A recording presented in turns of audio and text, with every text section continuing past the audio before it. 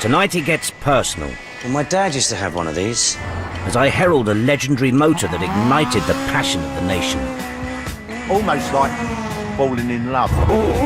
We're resurrecting a classic. Oh, it's like a can of beans.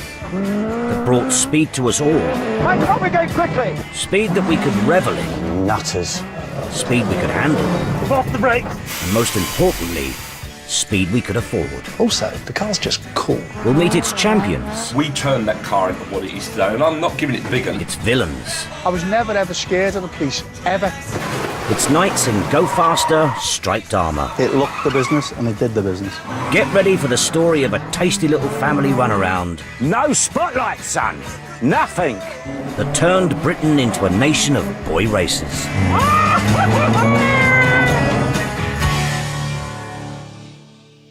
The Ford Escort Mexico. See, I love this car, man. I always want to get my hands on one of them. Yeah, I mean, they're fast, they're fun. I mean, it's the car that gave birth to the boy racer. Boy racer, indeed. See, back in the day, all you needed was an Escort, a bit of cash, and you could create your very own mean machine. Yeah, but you're making it sound like a bit of a stroll in the park to find one. I mean, are they everywhere? Escorts, yes. But to get hold of a Mark 1 Mexico, it's tough. But what I want to do is I want to get hold of a proper Mark 1 Mexico. Something that I can start from scratch and create something awesome. Well, you're going to have to make something awesome because you're going to have the eyes of the country's boy racers on you for this one, mate. So, no pressure.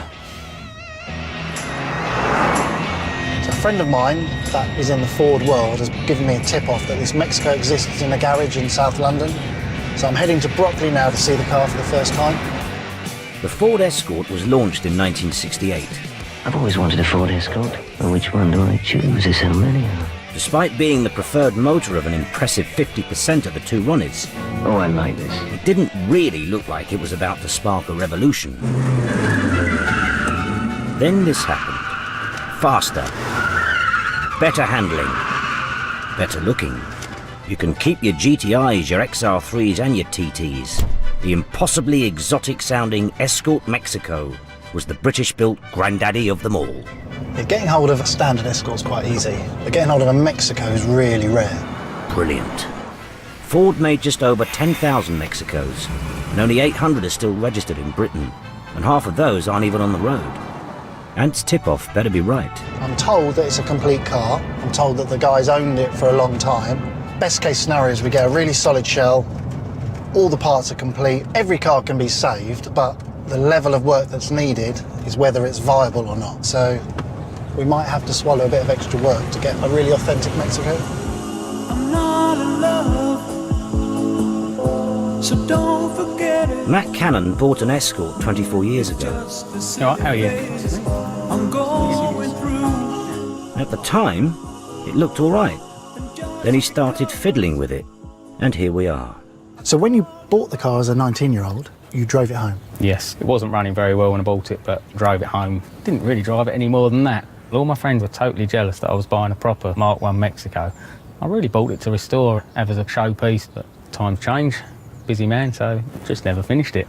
Are you all right leaving me for 5 minutes? Yeah, as long as you finish it. Top man. Thanks. Because they're so rare, people often try and pass off a standard Escort as a Mexico. It's got some signs of Mexico. Yeah, it's got the reinforced upper suspension mounts.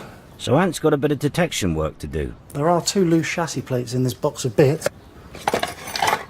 See, one has still got the body colour on, which is a Mexico trait. The chassis number's important because it proves the identity of the car. It's like a birth certificate. Hi, John, it's Ant. Hi, Ant, how you doing? Yeah, good. John, do you remember I told you about that Mexico I'd found? Yes. Ant's got a chum who should be able to tell him if the chassis numbers are genuine. All right, speak to you soon, mate. Bye. Cheers. Bye. As an Escort, it's 500 quid. As a Mexico, it's potentially 10 grand. The chassis numbers are legitimate. This 42-year-old heap of rust is one of Britain's last undiscovered Mexicos. OK, so let's get down to business. How much is the car? I'm looking for £8,000 for it, which I think, with the parts that go with it, is a reasonable price. OK, what flexibility have you got in the price? At the minute, not a lot, because genuine Mexicos are hard to come by. As a negotiator, Anthony really is a fantastic mechanic. In the 70s, 8 grand would have bought you a house. I just remember cars of that period again, just smelling of fags and petrol, basically, and antifreeze. It's one of those cars that everybody either had one or knew somebody who had one. It was a part of the furniture, an old relative. When I was growing up, it seemed everyone's dad had an Escort. You could say it was the law. What we all really wanted was to be seen in a Mexico. This is part of your childhood film. I know exactly what it's going to be. The Fiesta! No! The Ford Escort, as I live and breathe. Well, my dad used to have one of these. Do you remember, well, you wouldn't remember this, you're too young, but back in the day when the world and his wife used to smoke in cars, your parents would always, like, throw the fag butt out the window. And invariably, if there was a bit of a wind coming the other way, the cigarette would end up in the back seat, and you'd have the kids be going, "Mom, I'm on fire!" You know? Yeah, I'm liking it. I mean, this is a piece of British motoring history. And this is an original one. This is a Mk1 Mexico. Do you want to see the engine? I do want to see the engine. Ta-da! Fantastic. There is no engine. I mean, great emission-wise, obviously. Yeah, it's not a polluter. Yeah, so effectively we've got a bag of bits. The good news is, £8 doesn't just get you a missing engine. There's no seats. I do have the seats. In fact, the seats are fantastic. Are they? Are they like rally seats? No, but they're a nice black velour. I know you'll appreciate them. There's no roll bar. Do you want a roll bar? I'd love a roll bar. We can do a roll bar. I really, really like a roll bar. Really? Yeah. So you want to do a rally car? Yeah. We're talking roll cage. Yeah. Spotlights. Yeah. Numbers on the door. Yeah. Go faster stripes. Yeah. Rally seats. Yes. What colour? White. With 2 black stripes from bonnet over roof down through boot. We're doing a rally car. Deal. Escort purists everywhere are going to loathe us. Yeah. Brilliant. So here's the plan. Ant's going to strip the Mexico down to a bare shell, check that the monocoque chassis is structurally sound, reassemble the engine, splash of white paint and fat black Go Faster stripes, put in a roll bar and plonk a couple of Larry spotlights on the front. That's like loose bits of chassis just kicking around. In 8 weeks' time, I want to parade our beautifully restored Mexico before a gathering of the car's biggest fans. I had a Mk1 Escort of my own when I was about 20 and just loved them ever since. I used to watch the cars street race up and down my road, and ever since then sort of fell in love with them. Okay, 3, 2, 1! I've always loved the shape of them. They look like a mini muscle car. Ready? Get lots of looks. Turn you back into a kid. Right, keep going. They're light, they're fun. You know, they don't make cars like that anymore. But before Ford launched the Mexico, the Escort 1300E will be a head-turner on the road and in the showroom. the Escort wasn't exactly glamorous. The floor is fully covered in rich cut pile carpet, which adds to the quality of the surroundings. It's a miracle they sold any at all. Ford Escort, the fun car. Desperate to glam up the Escort, Ford's solution was radical. Middle-aged, dedicated pipe smoker, Walter Hayes. Turns out he was a genius. He was made head of PR at Ford in 1962, and then in 1970, he changed the humble little Escort forever. 96 highly tuned rally cars had set out from England's football headquarters at Wembley. He entered it into the world's toughest rally, the London to Mexico. 16,000 miles of the most testing motoring ever conceived. And to make sure we all watched, he hired footballing legend Jimmy Greaves as a driver. The Escorts won. I think the Fords will be there at the finish, that's a certainty. And the souped-up Ford Escort Mexico was born. As a nation, we went Escort rallying mad. I remember as a kid watching things like World of Sport, and usually after the football-focused bit, there was the latest on the rallying. Another right-hander! Every other car at that time seemed to be a Ford Escort. I've come to Duncombe Park in North Yorkshire. Nutters. To find out what were the elements that turned a family runaround into a champion. While we were all watching the Escort win rallies on the telly, Robin Shuttleworth could almost touch them. When I was a lad, the RAC rally, which was the biggest, that's what this is trying to replicate now, that went past our house just about, and I went down with my dad when I was a young kid, and it was a Mark 1 Escorts. One glimpse of the Escort powering through muddy forests was enough. Robin was smitten. He bought his first Escort at 21, and since then has taken part in over 150 rallies. So basically, you bore all the hallmarks of the boy racer? That's me. That's you? Oh, yeah, and I'm now a grown-up boy racer. Can I have a go? Of course you can. Great. Will you teach me? I'll try. Okay. 5, 4, 3, 2, 1, go.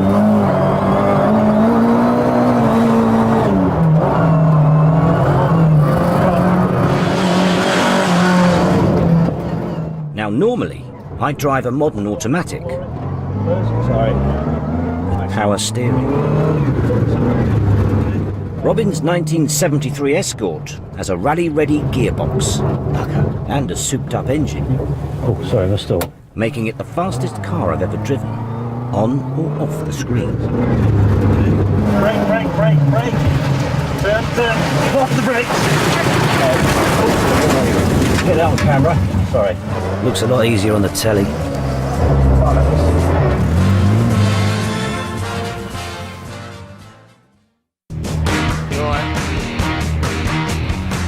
We're rebuilding a legendary Ford Escort Mexico. And I want to know from the people who love the Escort, what makes this car so special. Escort, best rally car ever. So I've come rallying with Escort fanatic Robin Shuttleworth. Oh, sorry, there. Oh, and so far, I've discovered I'm not very good at rallying. Oh, this has been a shambles. And Robin wants a word. I think he's worried about his car. The three main things I'd say, gears, braking and road position. Particularly coming down here, there's a tight left bend. You need to be tucked in the left-hand side. Into first gear to slow the car down with your brakes, big brakes, but you must be in a straight line. Don't brake on a bend. Right. Believe in the car. Is that okay? Well, we'll find out, won't we?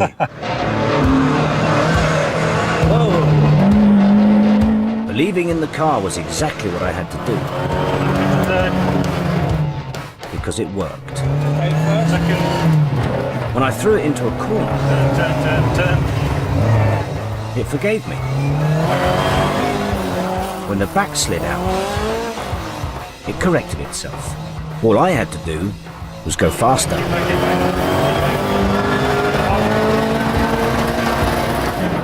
And most important of all,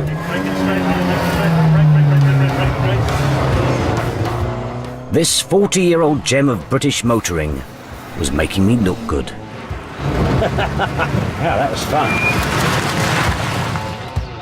Why is this Escort such a fantastic rallying vehicle? Well, the Escort was the first Ford car to have rack and pinion steering. Rack and pinion steering works like this. You turn the wheel, the cog turns the rack, and the wheels turn instantly. The Ford Escort goes exactly where you point it. So if you want to go fast, you can handle it. We've got an Escort which we're restoring. If you were restoring it, what would you do? Would you rally it up? With a rally car, you have to take so many parts off and put bespoke parts. If you've got all the bits there, because now these are 40 years old, keep it original. Go back to how it should have been. All right.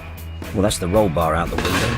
But I still want some big spot lamps, although we're a long way off the pretty stuff. A week into the restoration, and Ant's still working on ensuring our monocoque chassis is sound. Oh dear. We put the floor in and the floor's gone really well, but actually the whole front end of this car needs replacing. Rust has eaten through one of the Mexico's secret weapons. After the Escort won the London to Mexico rally, Ford's engineers were probably a bit too busy celebrating to spend much time redesigning the car for the high street. They basically gave us the rally-winning, unbelievably strong chassis. Larger, weaker cars would twist and bend slightly if pushed to the limit. And the big Galaxy leading another clutch of 6 Scotties. You could thrash the Mexico about and the body would stay rigid, keeping the car beautifully balanced as that revolutionary rack and pinion steering worked its magic. This car's really rotten. We could never have foreseen this in that dusty barn. If you thrash this front end about, well, you'd be dead. This is a rare car and it needs to be done properly. I mean, it's going to put the build back. It's going to be weeks. But pulling a rusty old Escort to bits and rebuilding was a rite of passage in the mid-70s. Oh, look. Completely rotten. And it triggered the next stage in our nation's speed revolution. Right. Let's go and meet the Harrises. From South London. The Harrises, Britain's first boy racers. All right. How are you? Are you the Harrises of South London? The geezers. The geezers, yeah. Can I lick a chip? Boy racers, leery cars, loud engines, 2 fingers to the rozzers. This was a whole new bulldog breed that skidded onto our streets in the early 70s, and it wouldn't have happened without the Escort and the Harrises. Where did the love affair with the Ford Escort begin? When I came out of the army as a mechanic, I worked on lorries because my dad had a fleet of lorries. And then I used to do occasional neighbours' car. One of my neighbours used to go grass track racing. Right, what was the neighbour's car? A Ford Escort. And we went and watched him, and my boys liked it, so they went grass track racing. And this was what, late 60s? Ron's sons, Andy, Jeff and Ron Jr., got into racing at precisely the right moment. By 1975, the rallying success of the Escort had led to over 2 million sales. The second-hand market was flooded. Scrapyards were full of them. The car and its parts were cheap as chips, so Ron could build and rebuild his boys' racing Escorts for next to nothing. I know this is sounding flash, but they were kicking arse. Andy Harris! And there is Andy then, taking his trophy. Success on the track gave the Harrises an idea. They turned souping up Escorts into a massively successful family business. No prizes for guessing what they will drive. We turned that car into what it is today, and I'm not giving it big un, I mean that. Everybody's copied us, they all want a bit of it.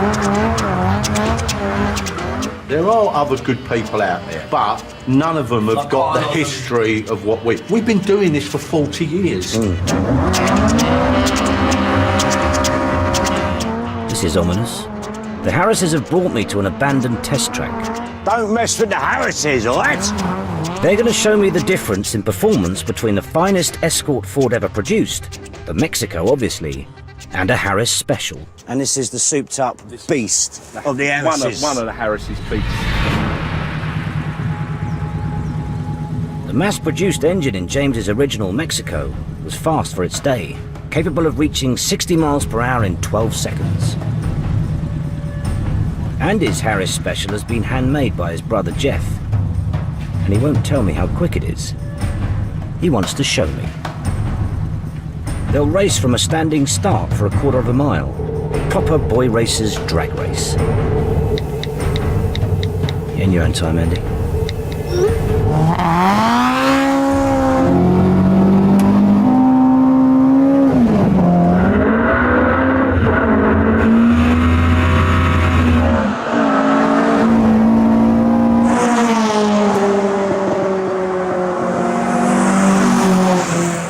Well, that answers that question.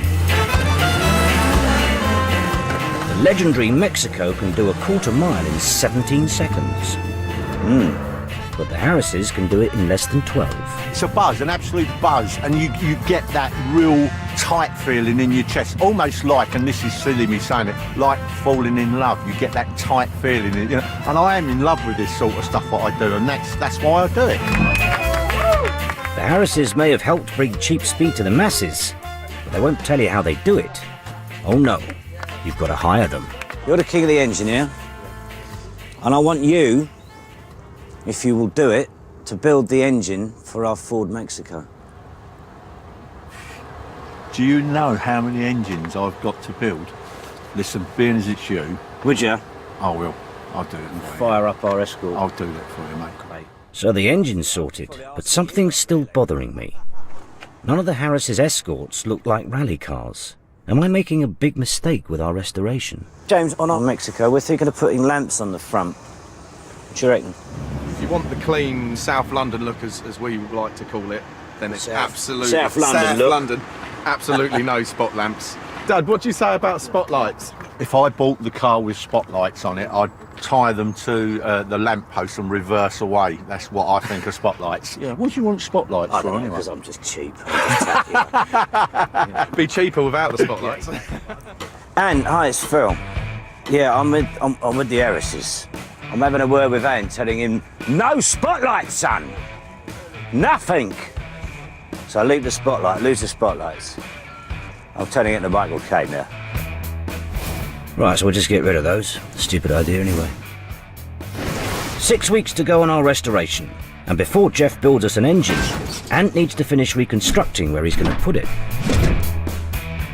This box will hopefully be my saviour. And he's been shopping. All right. I know what it looks like. Ant's basically building a new car. Right, let's offer this up. A purist might insist that we keep as much of this knackered front end as possible. But even if we could, there would be a massive downside to our restoration. This car relies on suspension being bolted onto the panels and the inner skin of the car. If any of those panels are wonky, of course it's going to mount the suspension in the wrong place and the car's not going to handle correctly. There's not much point in a completely original car that you can't actually drive. No. I mean, this isn't like assembling an IKEA flat pack. You can't just get a bunch of components and throw it together and hope that it all fits. Each new panel will have to be hand finished to fit the special rally-ready chassis exactly, or our Mexico's magical handling will be lost forever. So to make sure that all the inner wings go in the same place and the car remains straight, throughout the welding process we measure and double measure. Yeah, that's spot on. Just to ensure that the whole car goes back straight. And Ant's got an old car builder's trick to ensure that it has. Right, Chris, let's line this bonnet up, please. A bonnet won't shut if a car isn't straight. Now the gap between the wing, so this outer wing and this bonnet, this is called a shut line. So this shut line needs to be perfect. So the front of the bonnet meets the front of the wing, the rear of the bonnet meets the bulkhead and the rear of the wing, and making sure the gaps around each panel are always the same. Now you get worried if you do one shut line perfectly, you come over to the other side of the car and this one's not perfect because it means the car's wonky. But this one's not. Shut lines, I lose sleep over shut lines. Do you know what? That's better than Ford did it.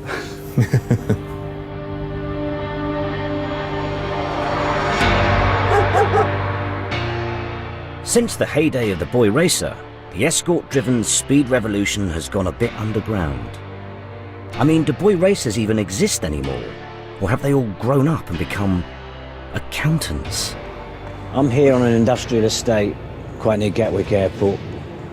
Make of that what you will. Sounds well dodge. Come on then, son. Looks a bit dodge as well. I've had a quick trawl online, and it seems these days boy racers gather after dark in their Escorts and try and run over their friends. And like the illegal raves I may or may not have attended in the early 90s, the locations are kept very hush-hush. Still waiting. I have no idea who I'm meeting. I have no idea where I'm going. It's August 1991 all over again. Do you know, even I can tell that that isn't a Suzuki Swift. This should be my ticket to the dark side of the Escort.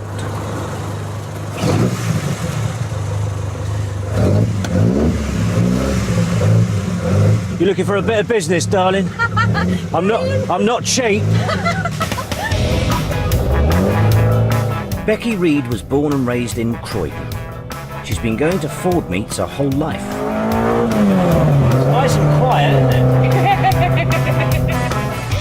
When she was just 8 years old, her dad bought a Mark II Escort, painted it pink, and let her drive it. My dad used to race these sort of cars, so I was into cars from the word go since about 4 or 5. She even met her fiancé Terry at a Ford meet. Is that us, that little thing there? Blue Drive. And tonight she's put me in charge of finding the next one. I think we might want to go down there. Really? That's the crematorium. We're heading into deepest, darkest Crawley, armed with nothing but a postcode and a smartphone. What are we actually looking for? I don't know, a road, and you're meant to be reading the name of the road that I want. I've got to ask you questions as well. I can't... Yes, multitasking. I can't multitask. Yeah, here. see, if you're a woman, you could totally multitask. Now you're getting angry. Yeah, I am getting angry with you. Now, You're not telling me where to go. My first ever secret Ford meet is in danger of never being discovered. I'm really lost, dude. He's a rubbish navigator. I hope you all know that. Geez, it must be a laugh going on holiday with you.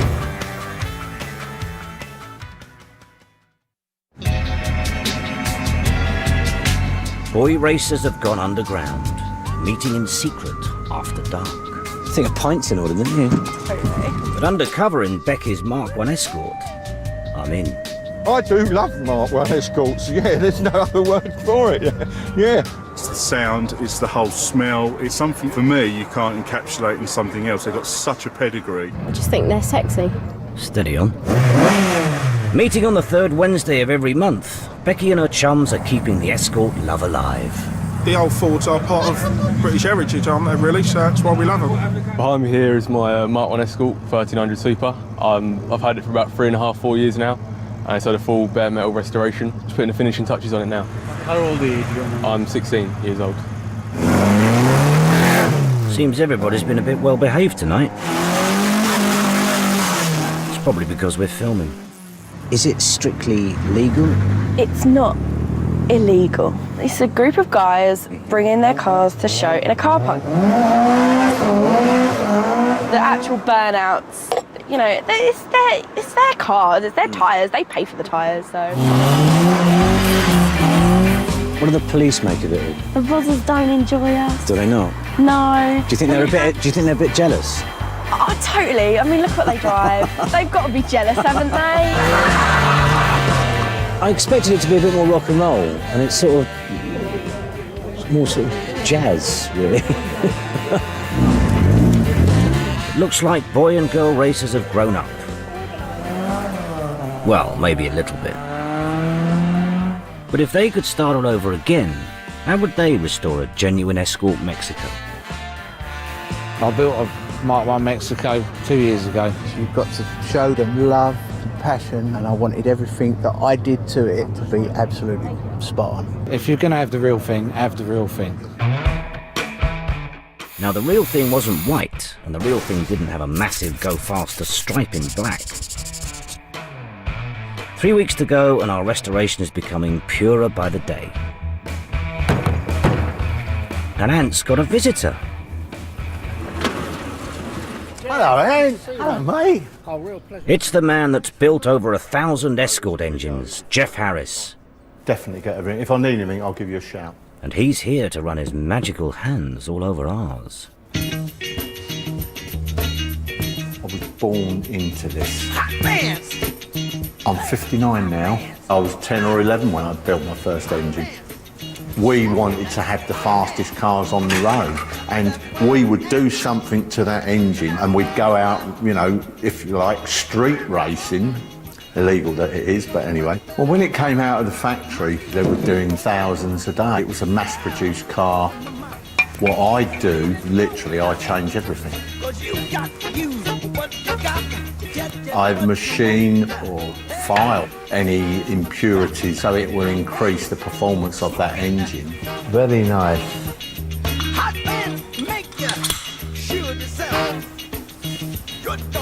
I've used some pistons which are actually machined out of a solid piece of aluminium, which are lighter, and because they are forged, they're stronger.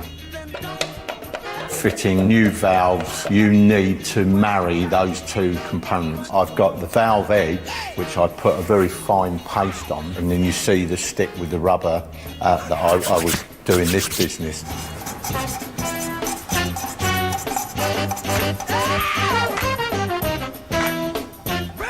You could lose power if it's not right. You proud of this engine? Yeah, very proud, very proud. There is a Harris secret recipe, yeah.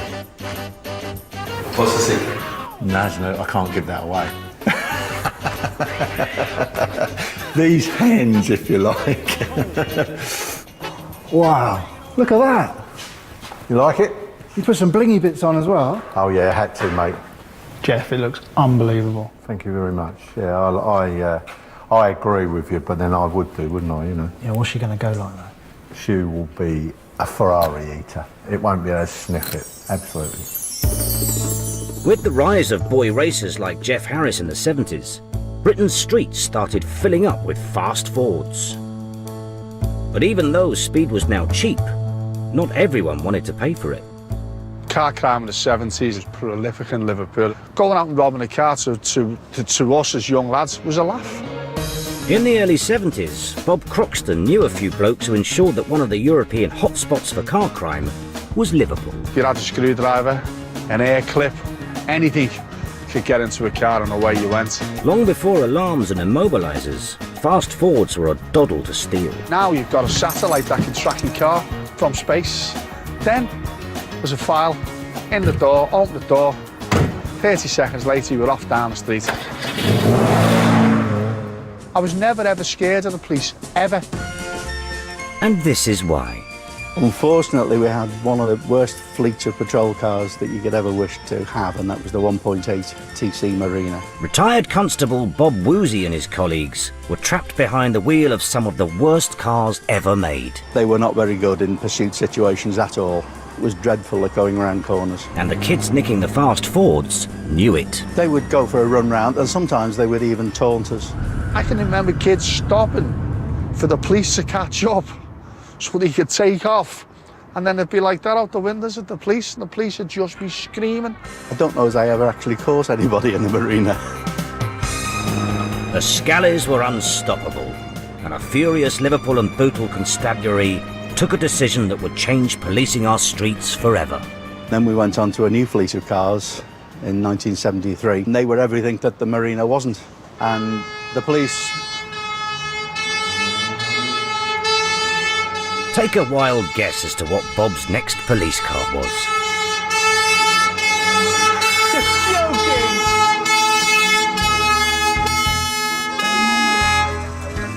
You are joking! Where did you get that from? Well, Bob, if you can't beat them. The Liverpool and Bootle police were the first to use fast Fords, and Bob hasn't driven a Mexico for 40 years. Just as I remember it. That's it. I have driven this one. This is one of the original fleet. You a bit surprised? I'm gobsmacked. It's brilliant. It's everything I remember about the car. Beautiful. And one of the problems when you were driving in a pursuit, you were often driving one-handed because you were on the radio. I think you'll find that's illegal. Do you want to go for a drive? Can I?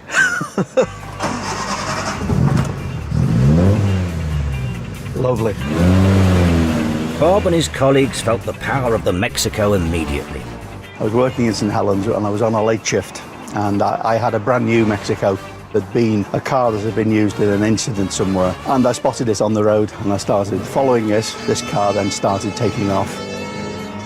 I was pursuing a 3-litre Capri and I had the edge on it. I was able to keep up with it without any problem at all. I do remember them driving round in the Mexicos. The police got clever now. The police have now actually stepped ahead of the criminals.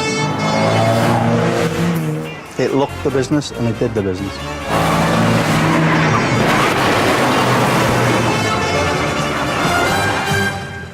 In the back of the Capri, when we put the prisoner in the back of my car and he was taken away, there's a sawn-off shotgun. Sometimes when we were interviewing the lads that we'd arrested, quite often they would compliment the car that we were driving. Not the driver, just the car that I was driving. Peace reigned on the banks of the Mersey. Well, almost. My name's Rob. Nice to meet you, mate. How are you? I'm Bob. Nice to meet you, Rob. You okay, mate? I never thought I'd be sitting in front of the car with a policeman. I personally think that the Mexico reduced the number of incidences of car crime in Liverpool during the time we had it. Quite a bold statement. It was a very bold car.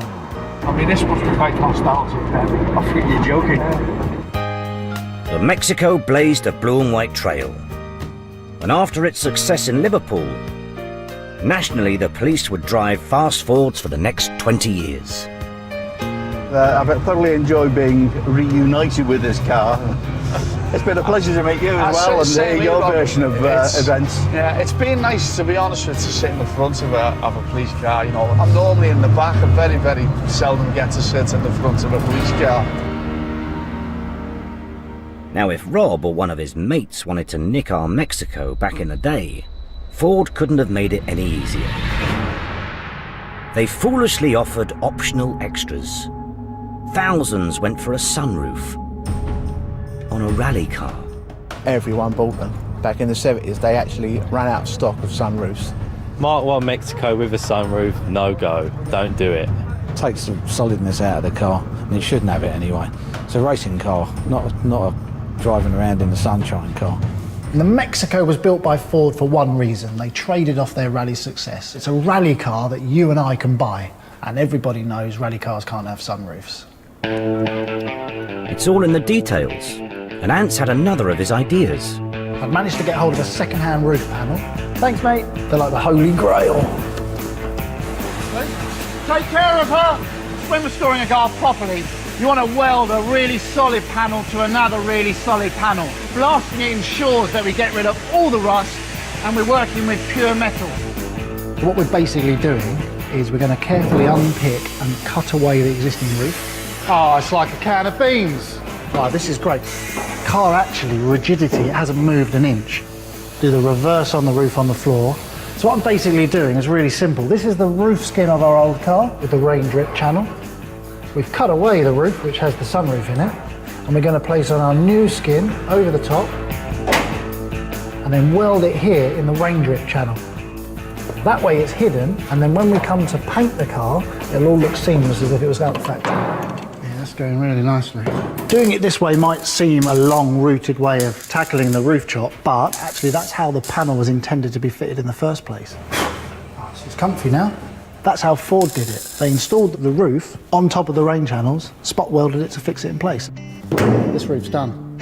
Every car builder in their head knows the way the car will progress. For me, the roof was the final chapter of doing the bodywork. What it needs now is a Mexico colour. Oh, and some wheels. Fit the engine. Some lights. A couple of seats. Gear stick. Indicators. Carpet. Cigarette lighter. Our Mexico is almost ready to face the Escort purists. Our Mexico was hard. We bought a car that needed an awful lot of structural work. Go on, pull it in. It was a complete rot box. Go on, get on. And we've gone through a mountain of work. The front end forwards is basically new. Completely new floor, completely new roof. Once that part of the car was done, the rest of the car's been a privilege to build. We've effectively created a real bazzy street racer out of our original Mark 1. And this is a restoration worth doing. This is our original Mexico. Also, the car's just cool. I'm on my way to the workshop. Lovers of the Escort from all over the country are gathering. They've been promised a very special car. The last time I saw it, our 42-year-old Mexico had just been dragged out of a shed for the first time in 2 decades.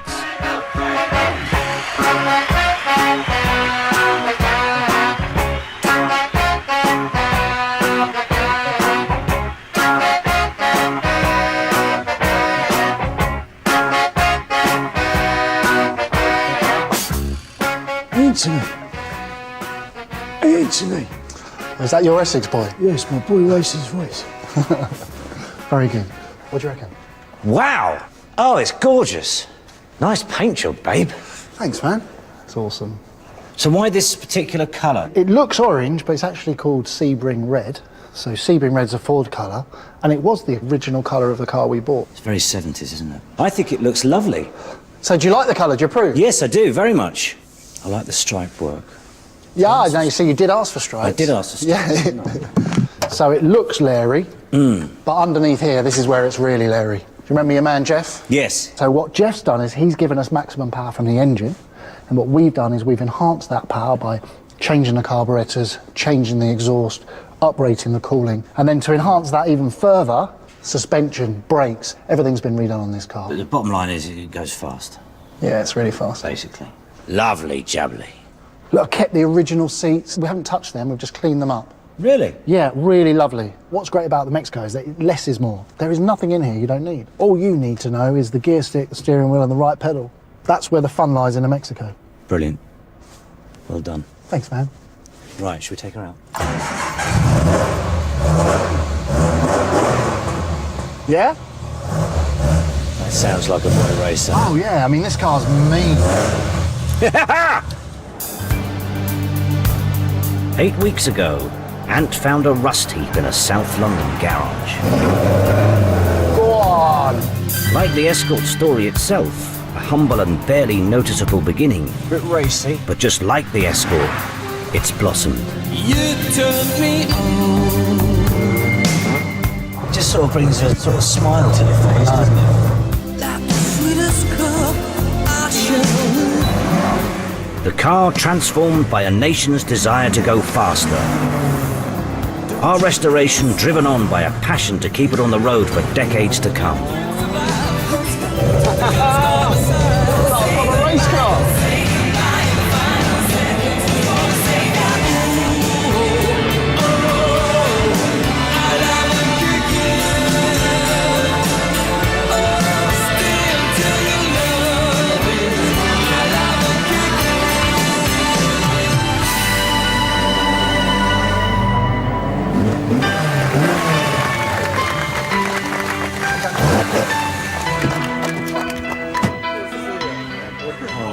Right, yeah, good. Go on, get under there, have a look. Some muppet made this engine. I know, well, I don't know who it is. I quite like this steering wheel. I think I could get used to this. And also, I know it sounds really stupid, but the small gear stick makes a difference rather than a massive one that you're trying to like dig in all the time. Definitely done Escort's proud. It's great to see a original Mexico looking as it should do. Wheels the right size, everything just looks perfect. Brilliant car. I mean, to turn it around in the space you did as well was fantastic, and I think, you know, it has turned out nice. He's done a brilliant job. She has grown on me. She sounds brilliant, feels brilliant, drives amazing. It has been done proper, and you know, you could get the purist walk round this and say, thumbs up, you know. We've had several people come up to us saying, how much is it? We'll have to get them along to the auction, won't we? Your meet and greet at the Greyhound. How would our Escort get on in that club? Fit in, Would it fit in? But you'd have Would it be allowed into the pack? Yeah, but you'd have to learn how to do the whole rolling burnouts on the way out. Right. Becky's right. There's only one way to end a fast Ford meet.